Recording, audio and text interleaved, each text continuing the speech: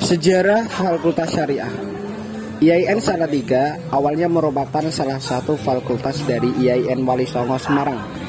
Berdasarkan keputusan Presiden Republik Indonesia nomor 11 tahun 1997 tanggal 21 Maret 1997, Fakultas Tarbiyah IAIN Wali Songo Salatiga beralih status menjadi Sekolah Tinggi Agama Islam atau STAIN Salatiga. Berdasarkan keputusan itu, STAIN Salatiga diakui secara formal sebagai salah satu perguruan tinggi di Indonesia yang berhak menyelenggarakan pendidikan akademik dan profesional dalam disiplin ilmu agama Islam. Kewenangan STAIN Salatiga pada waktu itu hanyalah menyelenggarakan disiplin ilmu pendidikan agama Islam sebagai rumpun keilmuan yang utama di bawah jurusan tarbiyah.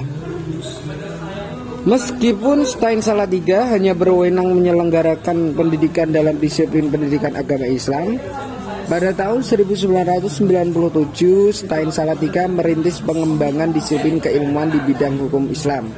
Untuk mewadahi pengolahan disiplin hukum Islam, maka diterapkanlah jurusan syariah dengan program studi Al-Ahwal Al-Syekhiyah atau hukum perdata Islam. Pengembangan disiplin keilmuan ini sekaligus sebagai persiapan pengembangan kelembagaan dari STAIN menjadi IAIN di kemudian hari. Menjawab tuntunan dan harapan masyarakat Kota Salatiga khususnya dan kota-kota sekitar, maka STAIN Salatiga melakukan upaya pembenahan secara internal kelembagaan. Pembenahan yang dilakukan adalah mengusulkan sejumlah program studi baru sebagai tuntutan masyarakat luas. Pada tahun 2000-an, STAIN Salatiga membuka program studi baru, yaitu program studi perbankan syariah, program studi manajemen keuangan syariah, dan program studi hukum ekonomi syariah. Ketiga program studi baru tersebut di bawah kewenangan jurusan syariah STAIN Salatiga. Seiring dengan perubahan waktu, STAIN Salatiga semakin serius menambahkan program studi baru sebagai persiapan alih status menjadi IAIN Salatiga. Pada tahun 2013, STAIN Salatiga mengajukan beberapa program studi baru, dan program studi baru yang disetujui adalah program studi ilmu Al-Quran dan tafsir, sejarah dan kebudayaan Islam, komunikasi dan penyiaran Islam, serta pendidikan guru Raudhatul Atfal. Sebelumnya, Assalamualaikum warahmatullahi wabarakatuh. Selamat pagi, saya dan teman-teman ini dari IAIN Salatiga Bapak, jurusan Hukum Ekonomi Syariah, yang mana relevan dengan perusahaan Bapak atau usaha Bapak yang berjalan di bidang perusahaan Ting-Ting ya Bapak? Ya. Ting-Ting. Nah, jadi maksud kedatangan kami adalah untuk observasi dan mewawancarai Bapak selaku produsen gitu loh Pak, karena ini sudah menjadi tugas kuliah kami di mata kuliah kewirausahaan begitu Pak. Nah, sebelumnya saya ucapkan terima kasih juga Bapak telah berkenan untuk dapat kami wawancarai. Nah, mungkin langsung saja ya Bapak ya Pak. Ya.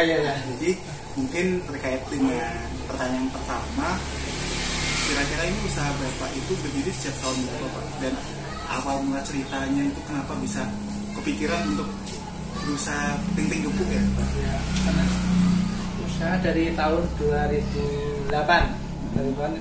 Kepikiran kan dulu ya pernah kerja di tempat Ting-Ting. Ya kan ya namanya orang kerja kan ya pengen mandiri, kadang punya bosan kerja, pengen ya mandiri kan ya merintis dari kecil sambil kerja buat di rumah tiap pulang kerja buat jual barang sedikit. Lama-lama kan tahu pasukan kan banyak memutuskan keluar dari kerjaan jual sendiri. Berarti ini usaha generasi pertama berarti ya, dari nol sendiri, jadi bukan dari orang tua atau bukan? Oh gitu. Kemudian kira-kira waktu awal pendirian kan mesti menemukan banyak, mungkin ada beberapa kali permasalahan, mungkin dari permodalan itu bagaimana Pak? Dari permodalan Bapak itu berapa dan kira-kira problemnya apa Pak yang ditemui? Ya pertama kan ya modal, yang kedua kan ya masalah mau jual kemana, mau pemasaran ya. modal utama tuh ya kalau hari Sabtu kan istri saya juga kerja, saya kerja, dapat uang sedikit dari gajian buat beli kaca sedikit, gula sedikit, buat selanjutnya kan sudah ada pemasaran rada bagus, pinjam untuk bank. Oh gitu. Jadi untuk diputar lagi ya Pak. Gitu. Kemudian apa ya Pak? Terkait dengan manfaat yang dirasakan oleh Bapak sendiri setelah berusaha membuat usaha itu apa Pak? Apakah dari keuntungan dari Bapak sendiri dan juga mungkin dari warga-warga desa, kan Bapak mungkin memiliki karyawan. Ya. Nah itu bagaimana Pak? Dampak positifnya Pak? Ya, nah dari keluarga saya, alhamdulillah bisa mencukupi keseharian, kan mau anak jajan, pengen gini kan dan tetangga saudara kan yang ikut kerja ya masukan. Kemudian mesti kan menemukan suka duka Pak. Nah sukanya apa, dukanya apa Pak selama Musa? Sukanya ya kalau masih ini mau lebaran kan rame. Dukanya ya kalau pas sepi kan jualan kesana kesini keluar kota, kadang ya bawa 20 dus, bawa pulang masih 28, 25. Berarti ini usahanya udah dari tahun berapa Pak? Menariknya 2008 ya. 2008. Dan usaha Bapak ini kalau boleh tahu usahanya udah berbentuk CV atau apa itu? Sudah apa masih usaha rumahan saja? Udah masih rumahan. Oh gitu. Ya. Kemudian terkait dengan bahan baku dari pembuatan usaha Bapak ini apa aja Pak yang diperlukan Pak? Yang pertama kan kacang tanah, yang kedua gula pasir. Cuma itu ya, cuma bungkusnya di plastik sama kertas tuh. Itu untuk apa ya, margin dari omset modal dengan keuntungan itu apakah lumayan Pak? Yes, alhamdulillah pokoknya yes. Ya mencukupi keluarga lah. Terus juga terkait pengiriman, biasanya Bapak mengirimnya kemana Pak? Paling dekat kemana, paling jauh kemana? Paling dekat Salatiga, paling jauh ya ada Wonosobo, ada Pekalongan. Tapi yang sering kan ke Solo ya. Kadang seminggu 2 kali ke Solo, ke Semarang. Berarti Bapak udah punya yang kayak menjadi supplier tetap gitu dari toko? Ya, ada. Kemudian untuk pengiriman biasanya berapa karton Pak untuk sekali pengiriman?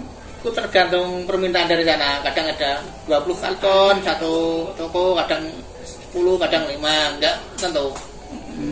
Nah, untuk pengiriman terakhir itu kapan Pak? Kemarin Itu ngirim kemana Pak? Solo.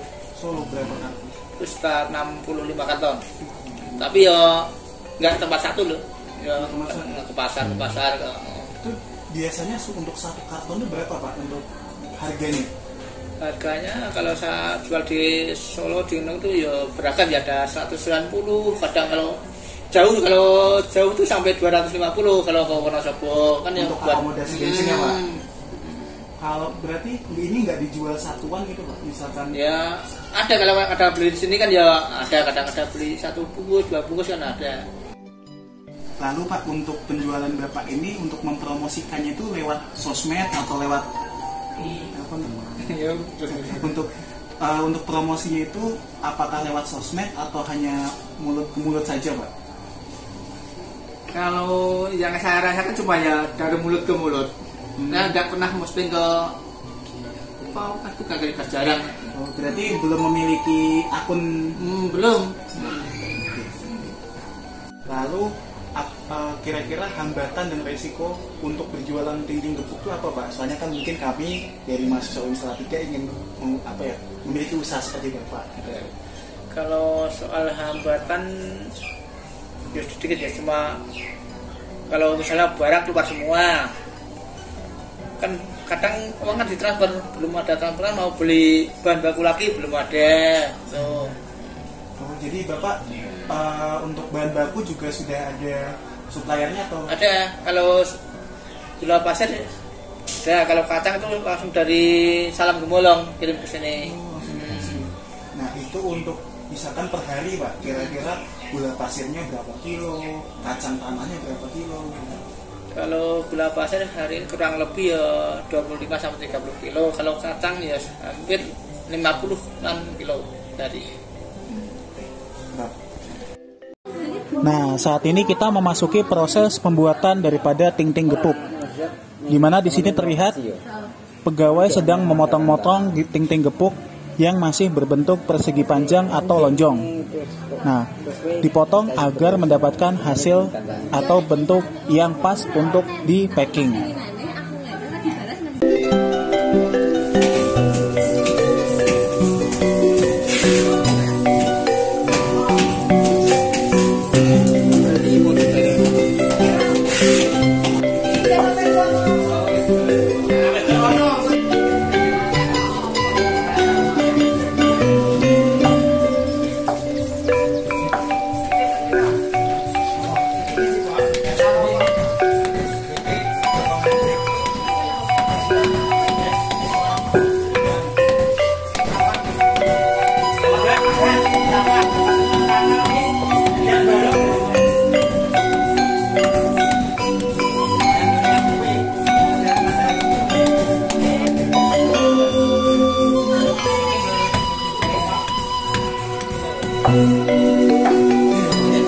Ya, tenang.